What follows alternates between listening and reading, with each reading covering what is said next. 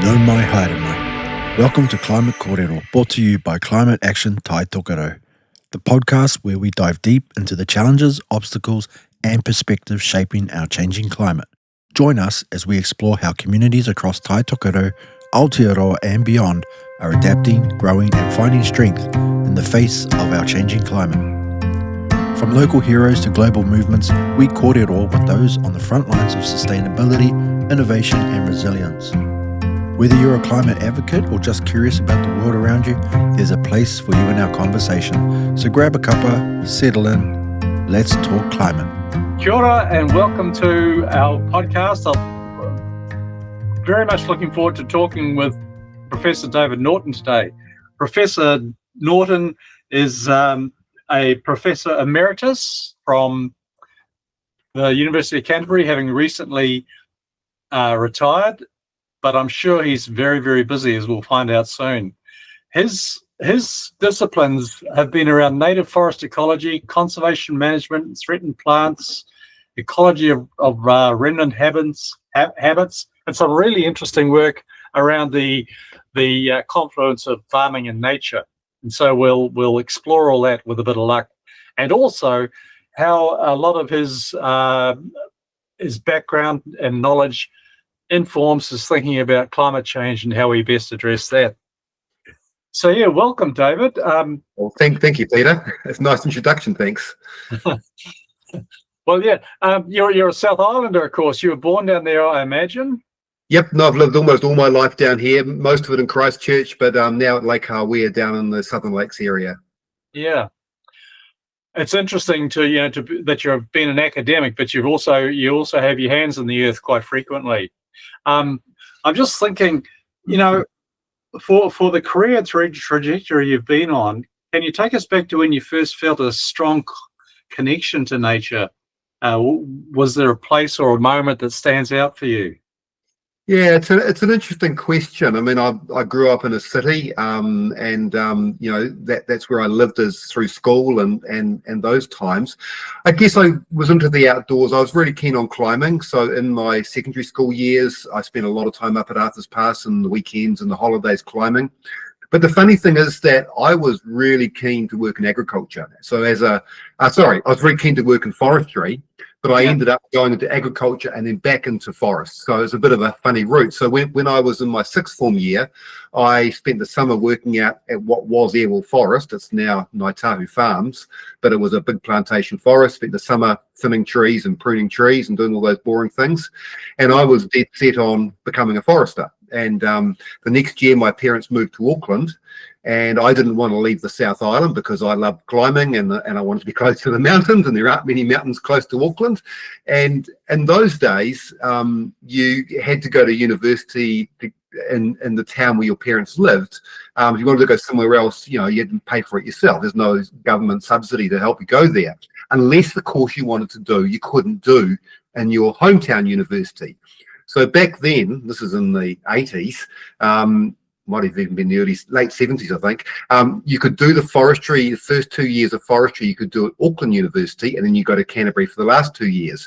Whereas, so I had to go to Auckland, but I wanted to stay in Christchurch. But agriculture was the other option. Well, agriculture is similar to forestry. So, and you couldn't do agriculture intermediate at Auckland. So I went to Lincoln and I did my first year at Lincoln. But then the irony was that we got into the second year of agriculture, and we did some ecology, which I really enjoyed. And then we started dissecting lambs, which I didn't particularly enjoy. So I then transferred to Canterbury and studied ecology, not forestry. So yeah, it's a convoluted course, but it's interesting how you end up where you end up going. Well, yeah, that's right. Your careers can take all sorts of twists and turns. But so, did you then go into the forestry industry itself? And no. So I did a botany degree and studied ecology and absolutely loved ecology, studying our native plants and ended up doing my PhD. It's really interesting. My PhD was around climate change. I ended up looking at the relationships between tree growth rings and climate, and out of that developed models of past climates. So I was working with Mountain Beach and Silver Beach, a little bit with Kaikawaka, Libocedrus as well, up at the Alpine tree line, and I use that to develop reconstructions of past climates. And so, yeah, it's forest orientated, but it was very much native forests and climate change, which is where I am today. Things come around. And when was that? When were you doing the PhD? Well, that was in the 80s. So yeah, so I mean, I feel, it was quite a good time to be working in that space because there wasn't much work on paleoclimates, and I was fortunate to do some of the very early reconstructions of past climates using tree rings in New Zealand. There's a guy called John Ogden, who you might have heard of, was at Auckland University at that time, and John was quite influential and mentored me quite a bit and quite helpful. He was working with kauri and other northern species with his students, and I was working with the beaches down south. So it was interesting times. Yeah.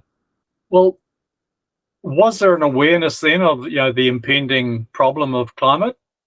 Yeah, no, there wasn't. And I went on after my PhD. I did a 2-year postdoc at the University of East Anglia in England, and I worked in a thing called the Climate Research Unit. And I was working with the people there. I was again working on paleoclimate stuff. So I was actually working on some New Zealand data sets and some data we collected in Scotland as well. But I was working on paleoclimates. But some of the people in that unit were doing some of that early groundbreaking work linking CO2 in the atmosphere with temperature increase.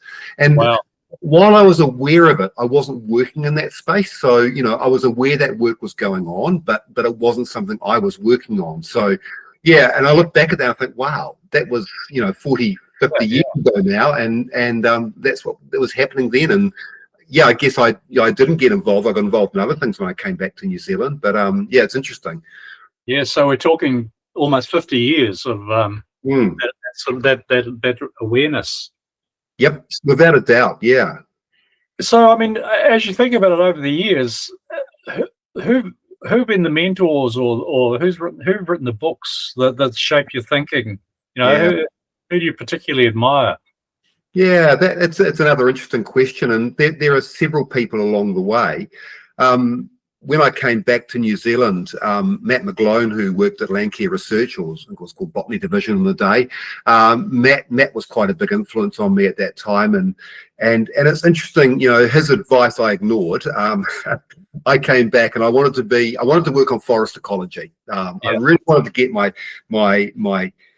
whole immersion into native forests and particularly on the west coast. I was really into those big podocarp forests over there. And Matt said, no, the really important issue are forest remnants in rural landscapes. And no, I wanted to be a real ecologist. I didn't want to work in those sorts of systems. And of course, it's ironic, isn't it? Because that's where I ended up a few years later. So Matt had quite a big influence on me in a number of ways. And I think then the other person who came along a bit later, although he's older, was Brian Malloy, who's deceased now. But Brian was really the person who I think took me into the farming space and really mentored me into working in that space. And Brian wore many hats. I mean, again, he was at Botany Division and then Landcare Research before he retired. But he was a Kiwi2 Trust Board member. He was a field rep for Kiwi2. He worked extensively with farmers. And I think it was talking to Brian over the years that really got me motivated and interested in. And I remember Brian saying to me, the most important thing, we'll probably come back to this sort of issue later on, but the most important thing with working with farmers is to listen to them. He said, so many people go and talk to farmers, they don't talk with farmers. And I find that was really, really important, hearing that. And I think he really encouraged me to go down that path. So there are a couple of people who I have a lot of admiration for and have done a lot for me. Yeah, well, that's compelling stuff to talk about the farming and forestry connection. But just thinking, before we get to that though, just thinking about how forests are conceptualized at the moment. We often hear about forests as carbon sinks, but your work has shown they do much more. Can you explain some of the other ways forests regulate climate, particularly on a local or regional scale? Yeah, look, forests are so important for us, aren't they? I mean, they give us so many benefits, and we really take them for granted, and we'll come back to that several times, I think, over the next wee while. I feel that we've got to look at this country. This country was a forested country. 80% of New Zealand was forested when people first reached the shores. Today it's, well, at least in native forest, it's about 25, maybe 30% with all the regen that's out there. Yeah. So I think we've got to think, well, what was the country like with that forest? And I mean, that forest would have regulated water yield. It would have regulated sediment loss. I mean, we still had erosion going on, but forest would have regulated sediment loss. It would have obviously cooled temperatures. I mean, forest is incredible at cooling temperatures. And once you remove forest, as you know from your own work, you get rid of forest, you know, temperatures come up. It has a huge role there. But I also feel that well, I feel that they're the biggest benefits of forest, far more important than you know, sequestering carbon in of itself, because those things are what provide us with the resilience for our communities today. You know, without forests, our communities would even be worse off, and we'll talk about the future again in a few minutes. Then, of course, you know, our forests are so important for biodiversity, and they're also so important for who we are, whether we're Māori or Pākehā.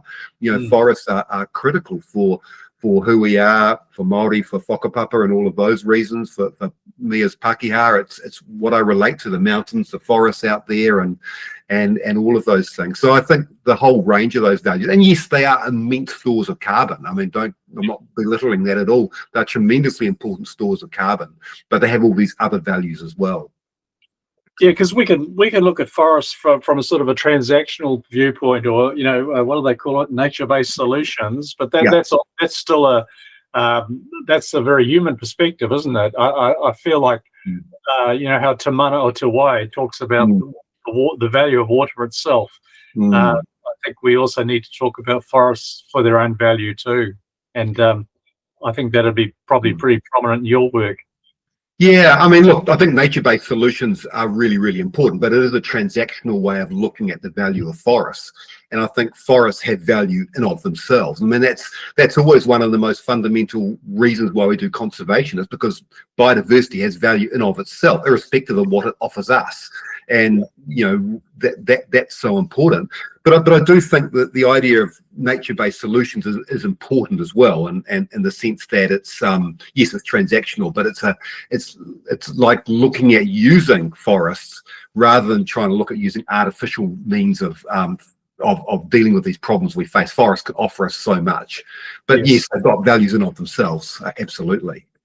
I wonder. So I haven't planned on this question, but I've been looking at what Anastasia Makareva has been talking about around the biotic pump, and how moisture is drawn in land by the dynamics of transpiration, and how that helps to explain how in a continent rainfall will move about 3,000 kilometres inland. You know, I'm just wondering. We also have this. So that's that biological explanation of rainfall.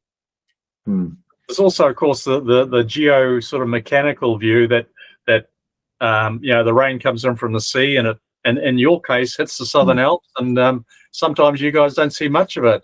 But I'm just wondering, like she says that you probably need a forest to the extent of about 10 kilometres to get the dynamic to start that working. So I'm wondering if you've got any sort of thoughts on how that translates to New Zealand, probably especially the South Island, and also the problem of the loss of coastal forests. Yeah, it's an interesting question. It's not my direct expertise. I'm very familiar, and I've read a lot of the literature around what's happening, say, in the Amazon, and the fact that by removing the forest from those systems, you are definitely drying the overall climate out. I think that's an absolute reality. Then I think about down here, and you're right. I mean, our predominant rainfall is driven by the westerlies, and it's very much an orographic rainfall pattern. But when I look at places like inland Otago and inland Canterbury, and I think about what they're like today, and then I start looking at what I see with microscale patterns. So I think about, say, a Matagari bush or a mini bush in those dry grasslands, and there's a ring of green grass around them. And I'm thinking, okay, so if a Matagari bush or a mini bush can improve the water holding capacity underneath it. What would have the original podocarp broadly forest that grew here have done to water relations? And then I guess the other thing I think about when I think about it, and I've done some work on that, and we've looked at that, and it's a real feature. The other thing I've done work on actually was in Australia, but I think about a lot too, is the effect of animals and how animals modify the water relations in soils. And by having grazing animals in these systems, we're removing the litter layer, we're removing the ground layer, which changes the dynamics of rain coming in. And what happens to that rain when it hits the soil, it tends to run straight off. Whereas you've got a litter layer and a ground layer, you change the dynamics of that water coming in, and that then flows through and then impacts, of course, what's being stored in the soil, and then what's available back into the canopy again. And so I think those processes definitely happen here, and you see them happening here. And I've been fortunate to work on that in WA, where it's probably a little bit more extreme. But the impact of grazing animals and drying out systems, coupled with fragmentation, I think is having very adverse impacts on local and regional moisture patterns. Yeah, it sort of answers your question, I think. Yeah, well, I'm up here in Whangarei, but I'm originally from the other side of the coast, around the Dargle area. And when you look at the rainfall gradient there, these figures are back in the 80s. I'm not sure how they are now, but the Poto Peninsula down towards the bottom has about 1,100 millimeters, and the Kauri Forest, which is no more than about 150 kilometers away, has 3 to 4 meters of rainfall. And I don't know what else could explain that, apart from the topography, I guess. There'll be a topography factor in it, but I'm sure quite a lot of it is the fact that you've got a bare ryegrass pasture. It's not going to retain as much moisture, or you're not going to have that moisture in that system that you'd have in a dense Kauri podocarp forest. Yeah, interesting. So, let's talk a little bit about our monocultural pine forests that I don't think you're a fan of. What are the trade-offs of having big, extensive monocultural pine plantations? What are we losing? Yeah. Okay. So I need to correct you slightly. Okay. I think pine plantations and Douglas fir plantations play a really important role for New Zealand. If we didn't have those plantations, we wouldn't have the native forests we have today. So we're able to stop clear felling the forest on the west coast, the forest in the central North Island, because we did have that exotic plantation resource coming on stream back in the 50s and the 60s. And I believe that well-managed timber plantations are a really key part of our economy, and they can offer a lot to the environment. They provide us with a sustainable source of local timber. So I think that's really important. My concerns around monocultures of pine trees and Douglas fir are more around, it's that old saying, right tree, right place. And they are in the wrong places. And when they're in the wrong places, monocultures don't work. And if they're not well managed, monocultures don't work. So I guess I'm signaling out two things there. One is the plantations that were established in high rainfall areas like Tairāwhiti and like parts of Nelson, for example, where they're now harvesting them, and we're now getting serious erosion issues and land stability issues and downstream issues. And I'm signaling out carbon forestry, which I think is morally corrupt. I just think it's a complete joke. I think we can talk perhaps more about that later. So it seems to me that the forestry industry is possibly a victim of the whole commoditization economy. So I think just lately we've seen sawmills closing down. And we're still producing the logs, but to some extent we're exporting them and importing the timber. So I guess there's a parallel there with farming too, isn't there? Because we see farmers having to have bigger and bigger farms to make them viable. So I think that leads to the rural landscape that you've talked about, where there's perhaps more of a mosaic. I'd just expand on that a little. If you have like 1,000 hectares of forest and you cut it down all at once, then you're going to have problems. If you were to, but you do that because there's an economy of scale in that scale of harvest. So how could that work better? We need a heterogeneous mosaic of different land uses that reflect both the capability but also the vulnerability of the land, but also reflect the values that we want from the land. And I think that can't be done at a farm scale. It's got to be done at a catchment scale. And we've got to look at catchments and the farms within catchments and say, well, what parts of these catchments can we optimize for, sheep and beef farming, or can we optimize for grain growing or for orchards or whatever? And what parts of these landscapes, these catchments, are better in native forest, or even in plantation forest, but native forest for all of the values native forests give us. And how can we put that together? And can we do it in a way that also recognises all of the cultural values that those landscapes have? And our rural landscapes have cultural values around being rural landscapes, but they also have cultural values around what biodiversity can offer, what water can offer, all of those things together. So maybe it's a socialistic view of things, but I'd love to see us take whole catchments and actually completely reconfigure them and say, it's not saying, well, you own this bit and you own this bit and you own this bit. Maybe the whole catchment forms a cooperative or some sort of, joint ownership, and say, okay, let's manage it for its strengths. Let's manage its landscape for its strengths. And it's not about getting the maximum income out of the landscape. It's about getting the maximum benefits out of the landscape. Yeah. And that then relies on us to value the non-monetary benefits as well. Well, they're still a value with them, but to value things like water yield and sediment and biodiversity alongside, whether it's timber or beef or whatever. Yeah. Yeah, and it's interesting that, doesn't it? Because it also infers probably a strengthening of democracy in some ways, more of a local democracy and much greater participation. Yep. So the other thing that goes alongside that is that we've worked to get the water off the land as quickly as possible, and that's detrimental now.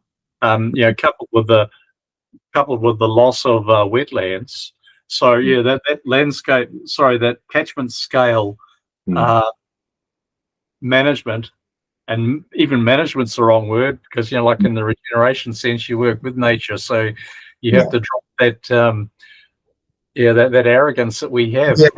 Well, yes and no, Peter. I think management is the right word, because I think we've got these two deep-seated sort of contrary views of our relationship with nature, and the very one view is that we can't solve conservation problems by having people in there. We've got to separate people from nature. It's the American model, I guess. And then the other model is actually people need to be intimately involved in nature, and that would be the Maori worldview, would be people in nature are working together. And I think we actually do need to manage these landscapes, because we have modified them so much now, and I think they do require management, but the management needs to be not one that's driven for a purely dollar dividend, but one that's driven for all the benefits that the catchment can provide.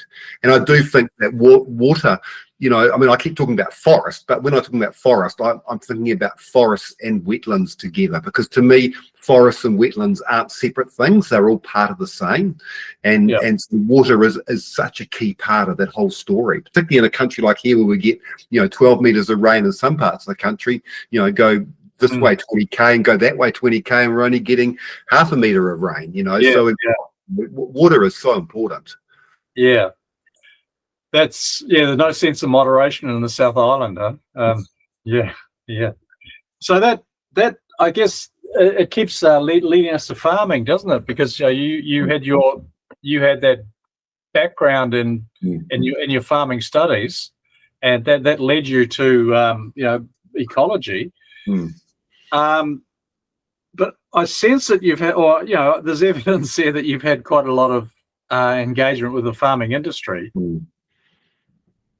Where do you think the future lies there?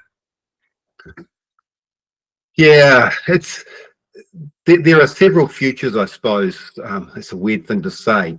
Everyone's, a common comment would be, that we depend on farming to provide us with our income in New Zealand to be able to have the lifestyles we enjoy today. I mean, I can't remember the figures now, but if we look at our overall economy, and farming is really, really important. But then you've got to ask the question, are we doing too much commodity farming versus higher value farming? And that comes back to the point you're making before. And a lot of people would argue, and I tend to agree, that particularly in the dairy sector, we are very focused on commodities, milk powder. And with commodities, that's when you get into the conundrum or the problem that to be able to maximize your returns on commodities, the bigger you are, the more efficient you are. And that's where you get away from this idea of having diverse landscapes. Whereas if we could try and develop farming models and marketing models, and I look at the way we market fine wool, for example, in New Zealand, where it's much more about the quality of the product rather than being just a commodity, then we've got more options to then start thinking about the sorts of diverse, heterogeneous landscapes I was talking about before. We don't have to optimize and get the maximum dollar out of every square meter of the land. We can actually say we're producing a higher value product, so therefore we can look at other ways of managing the land. That's a bit of a waffly answer, but I think that's where we need to go. Yeah, it's a tough one, isn't it? I think probably the farms that are best primed to take us to that future are those that are family owned and probably don't carry a lot of debt, because those on the debt treadmill really don't have any other options, do they? Well, I'm very fortunate. I work with a number of family-owned farms down here in the South Island, particularly the bigger high country ones. And I mean, there's an amazing, but it's also, I also see it in the hill country too. There's an amazing ethic of stewardship that runs through those farms. And people will say, oh, farmers don't give a toss about the environment. And that reflects in part some of the stuff you see in our most intensive farming areas, the Canterbury Plains or areas like that, perhaps. But then equally, I wonder if a lot of it is simply because farmers are farmers. They're not ecologists. And I think when I talk to farmers, I think when they realize, a lot of what the values are they have, they look at it differently. But they're also trapped within a particular paradigm, and they've got to meet, like you say, high bank mortgages and all of those things, and it can be quite a pressure on the decisions that they make. But I really believe that knowledge is one of the most important things to help farmers move in the right direction. Yeah, I think too, there are some headline sort of climate policies or understandings that aren't that helpful. We've talked about the one about carbon, like just the sole focus on carbon versus the rest of the ecosystem. But the other one is that we have to stop eating meat. And I think that if a farm can operate effectively in a regenerative way, it can actually be carbon neutral and contribute. Yeah. I think the meat question's an interesting one, and I mean my personal view is it's not about meat and no meat, it's about how much meat you eat and where does that meat come from, and that's right. They're really important questions. And the whole regenerative, and I've dabbled in the regenerative agriculture space. I've been asked to provide comment on it, and I contributed to some work that Landcare Research were doing around regenerative agriculture for MPI half a dozen years ago now, I suppose, and looking at it from a biodiversity perspective. And it was interesting, thinking about, what's the difference between a conventional farmer and a regenerative farmer in terms of biodiversity. And I suppose the regenerative farmer is thinking more holistically about their farm. That's an attribute of regenerative farming. It's why you become regenerative farming is a massive, wide range of different types of behaviours, of course. But I do think that the best conventional farmers would be no different for looking after biodiversity than a regenerative farmer. It's just that regenerative farmers probably as a group would think more about native biodiversity than conventional farmers as a group. But the best conventional farmers are no different, in fact, from my experience. Yeah, and pretty much all of our meat here is grown on pasture anyway, isn't it? And that's Europe or North America, Yeah, compared to like importing a whole lot of soy, or whatever Yeah. But I can see huge room for improvement still, and I mean the dilemma we face is that there are markets out there in the world who would be happy to buy products that have been produced to higher environmental standards. Mm-hmm. The challenge that we face with that model, though, and we found this out with any economic downturn, is that when the economy goes a bit sour, then a lot of people are forced to make choices based on cost, and that is the challenge. And you go and talk to companies that produce any high value product. When the markets are going well, they're doing well. When the markets are tight, people don't want to dig into their pockets as much. Then it's harder for them to sell those products. But I do think we do have that opportunity in New Zealand that we can differentiate ourselves. We are pasture. The only barns in New Zealand that I understand are either wintering barns, which makes a lot of sense. It's better for animal welfare. And I think there is some finishing as well. I think Wagyu beef would be the one example where they do finish them in barns, but that's about it. It's pretty minimal. They might have got a feedlot at Ashburton, I think, as well. But I think I heard somebody commenting once that I guess if the vegan or the keto people don't need each other as enemies, the real enemy is highly processed food. So you're getting back to a situation where we're living closer to the land is probably going to be the best strategy for that.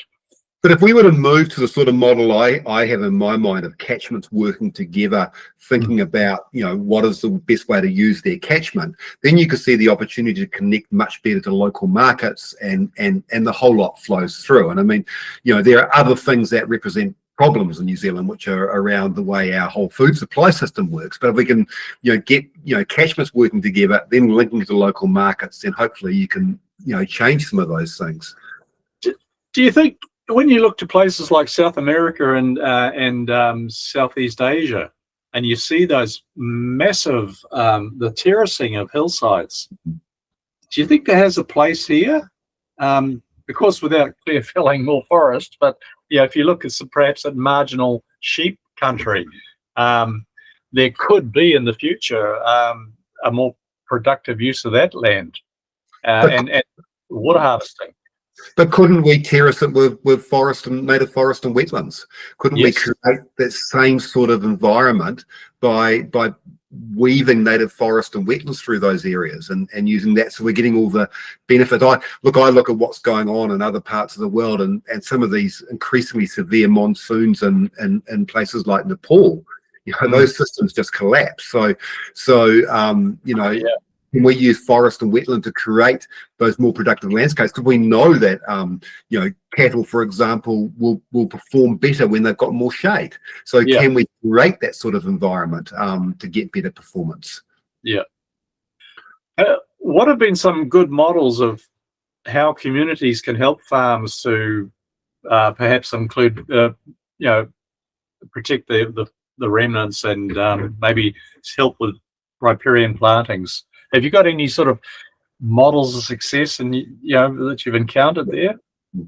Catchment groups. Catchment groups, I think, are the best thing in rural New Zealand, and I think they're variable. You've got a number up in Northland, and I think the work that Landcare Trust and other organisations are doing, Thriving Southland, the Otago catchment community, all of these, Waiwanaka here locally, the work that all those groups are doing is incredible. And I think the fact that you're bringing together groups of farmers and where appropriate, connecting into more urban communities, it depends on where you are, obviously, through those groups, I just think that's got to be the answer for the future. And I would love to see, I mean, I think the benefits for the country as a whole are huge by properly resourcing catchment groups, and I'd love to see, I mean, they're usually driven on the smell of an oily rag funding wise, and it's usually a farmer in the community who is passionate that drives it. I mean, I'd love to see them properly resourced, because I think they can deliver so much, whether that delivery is around better production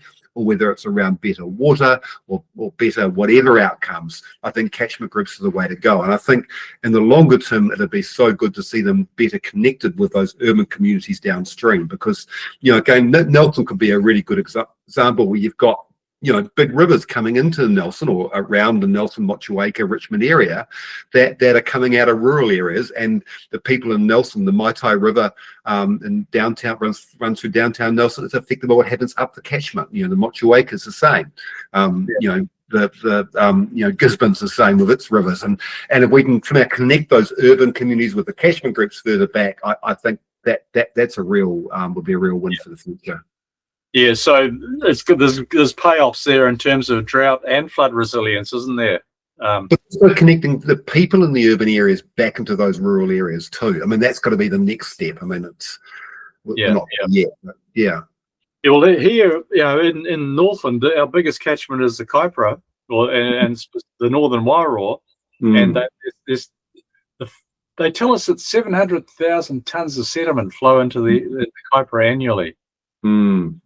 That's a tremendous loss of. And the Kaipara is the biggest lagoon of its type in the southern hemisphere, or something. The second biggest harbour in the world after San Francisco, I understand. Yeah.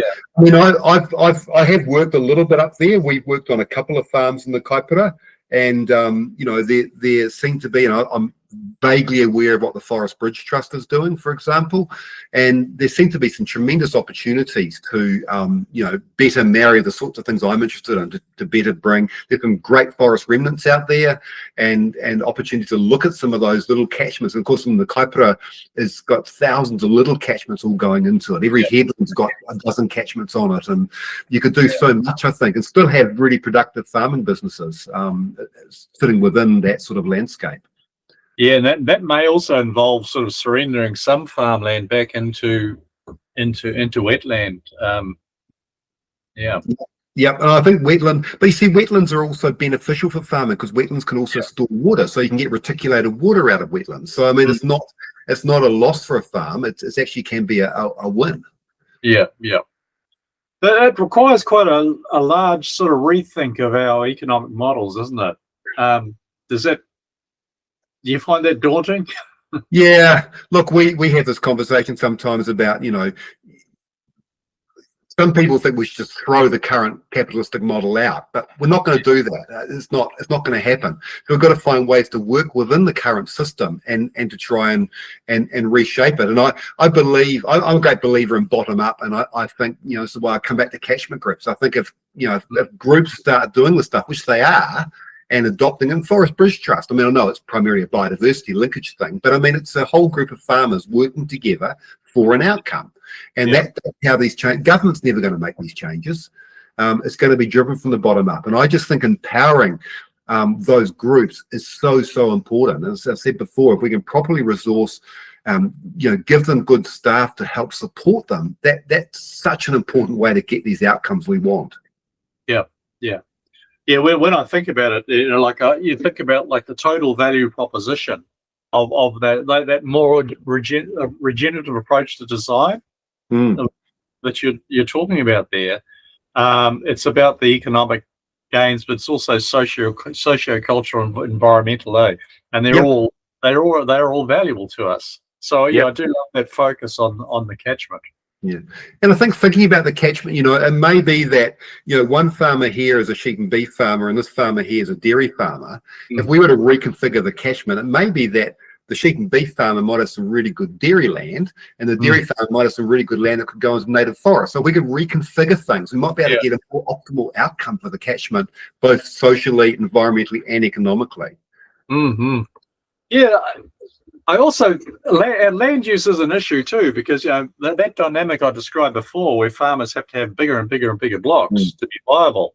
It means that, and then alongside that dynamic, if you put in plantation forests or plantation forests just for carbon capture, that actually leads to a depopulation of our rural areas. Yeah. And we lose there's a certain point where you can't recover those small, those kaianga in the in the rural areas. I guess that's something that's you've thought about too.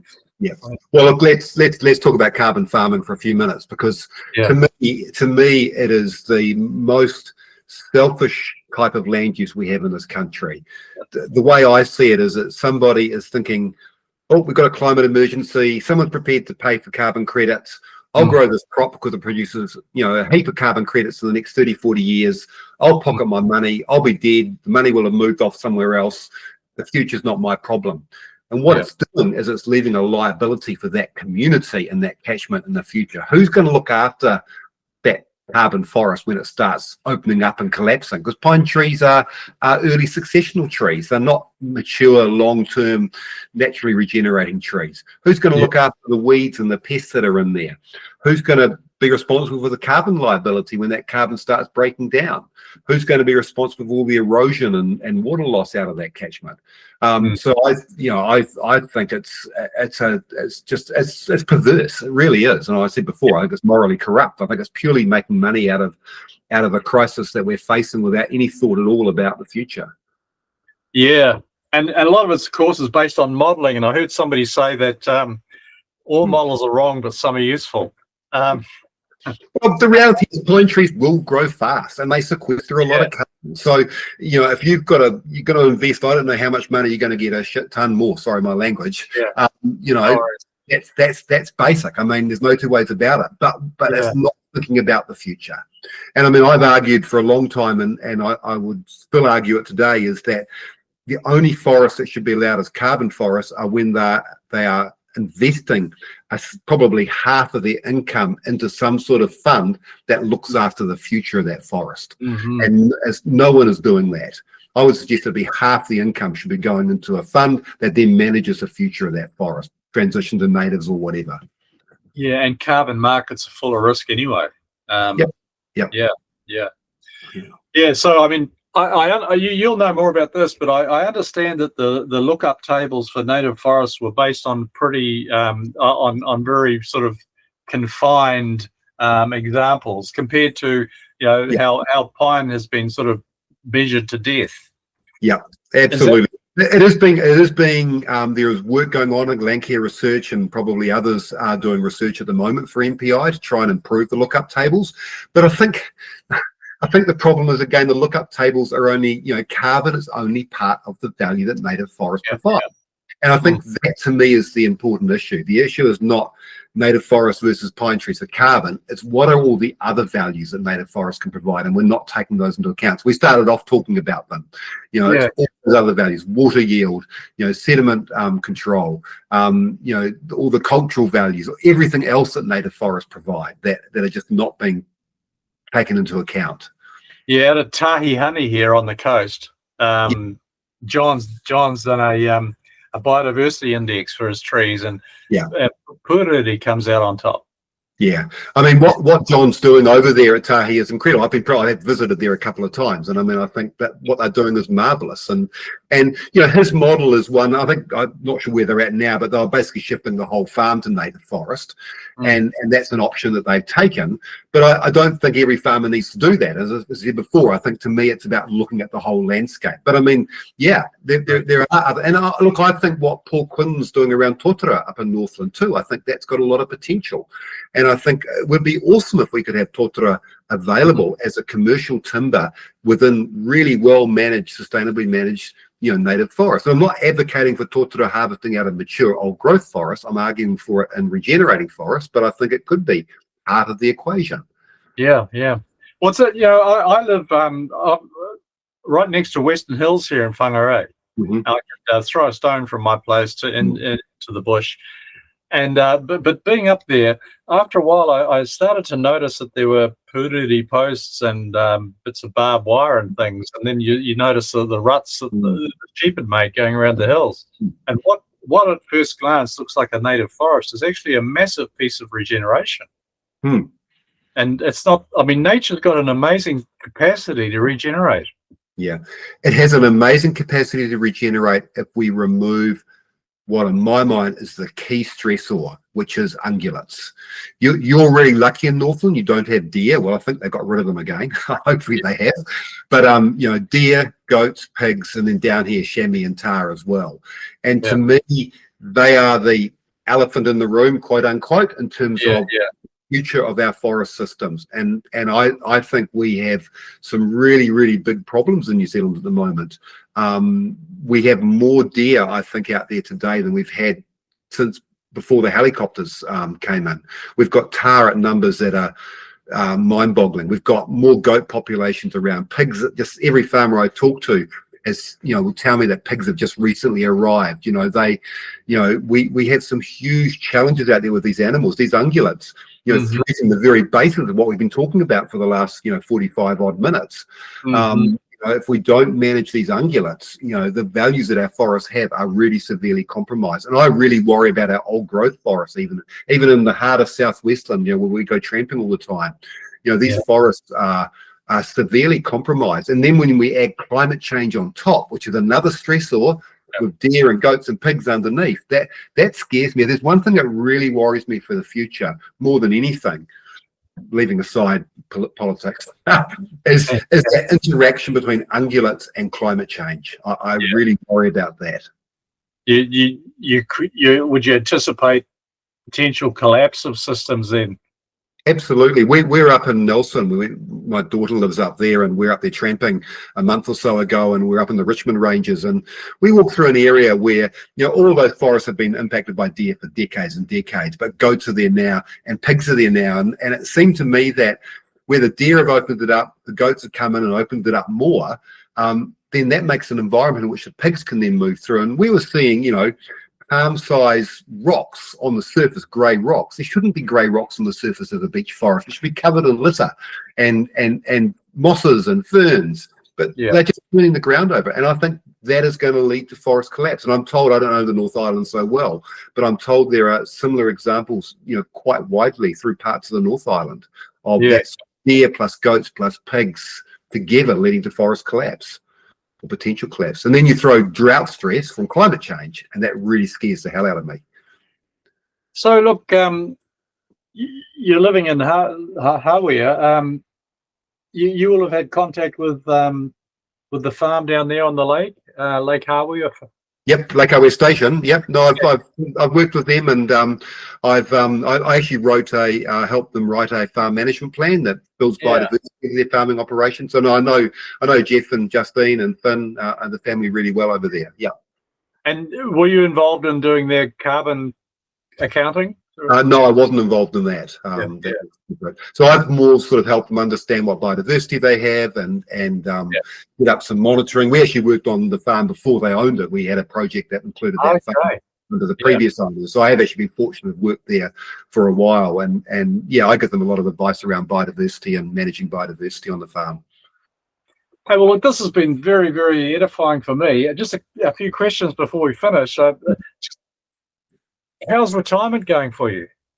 It's pretty busy. So we haven't really talked about recloaking Papatūānuku, think like a forest, which kind of pulls a lot of these strands together. That's been really exciting to be involved in. And I've been doing quite a few talks to catchment groups, which is good. But I've also, we set the summer months aside, December to April, for tramping. And I try to say no then to everything. I'm trying to get the balance. Yeah, we had two showings of recloaking Papatūānuku up here, one in Whangarei and one in Dargaville just last weekend. Yeah. Oh, awesome. And did you get good turnout? Not a big turnout, but yeah, it was interesting because I watched it on YouTube. Yeah. But then watching it in a theatre with a bunch of people was a totally different dynamic. Yeah. So much better. So much better. Yeah. Yeah. I'm biased, obviously, because I've been involved with it, but I think Sam, really carries the story well, and I think everyone that was in it, gave a really good perspective on everything we've been talking about today, really. And there's some wonderful work. I wish we'd had the resources to have gone around the whole country. We started just with Canterbury, and then we thought, hang on, we need to expand, so we brought Tairāwhiti in. But I mean, there are examples everywhere, and I hope it's an inspiration for people to continue with the mahi in the space. I'm sure, yeah. So, and another question. You're obviously very fond of plants.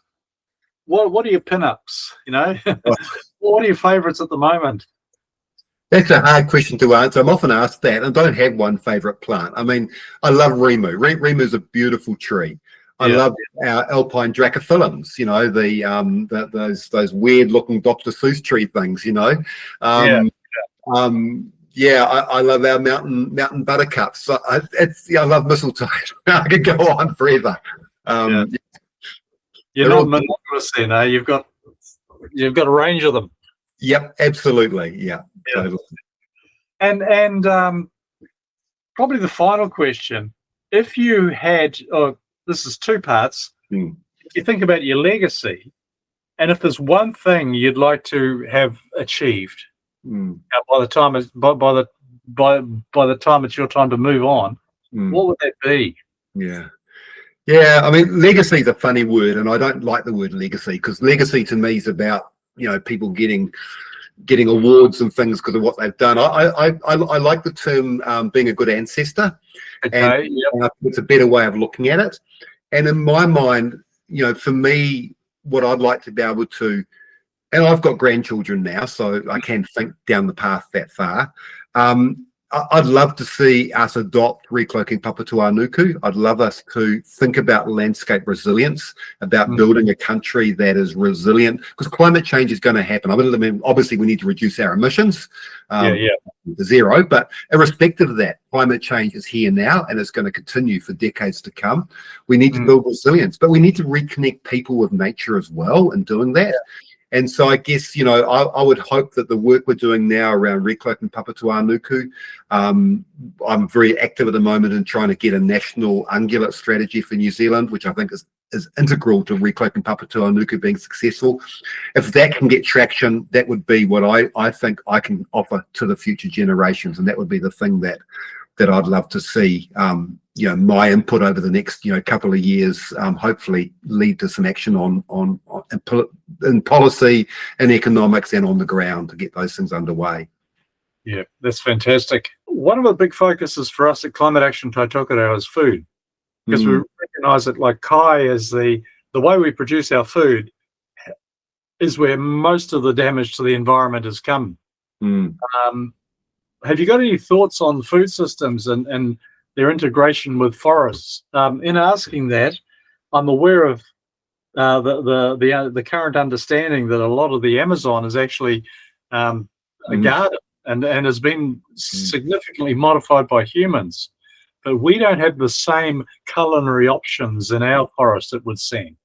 Yeah, look, I mean, you know, Sam Gibson talks about, you know, all of the Kai values in our forest, but I mean, that's not going to sustain us as a society. I mean, I think what he talks about is really important as a bushman. To me, it's not about our forest necessarily providing us our food. It's about, again, thinking about how we manage catchments and thinking about, you know, being more connected with the land. And in my mind, and we're not particularly good here, we are trying to get some gardens, but having our own, you know, growing your own food, you know, it's just, to me, that's important. And you made the comment earlier on about, you know, highly processed food. I mean, clearly the less processed, the better it is for us, and locally sourced, the better it is. So it's not my expertise, but that's certainly my feeling. And look, you may not want to include this, but that's my take on it. No, that's good. Yeah. And you guys are also different, because you've got a very different climate up there, and you can grow a lot more than we can grow down here, for example. Yeah, it's just that comment. Yeah, your comments about catchments. It's interesting, because often we drive down the road, we go over bridges, we don't even know the name of that stream. You know, we're our modern lifestyles really disconnected us. I just think, and look, this is maybe off topic a little bit, but I mean, Whangarei sits on a river. I mean, you know, I don't know. I've worked on one farm just behind Whangarei. It was, we actually worked on the runoff block. It was a dairy farm. I can't remember the name of the farm now. And it was a runoff block and had some really nice totara regeneration. David Bergen did some trials there, so I'm not sure you may know of it.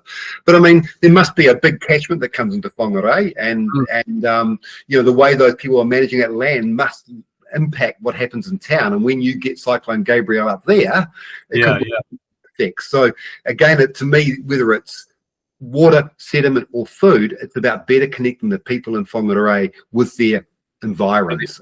And you know, that it's all part of the same issue in my mind. And maybe there should be more market gardens in the catchments as well, in the right parts of the catchments.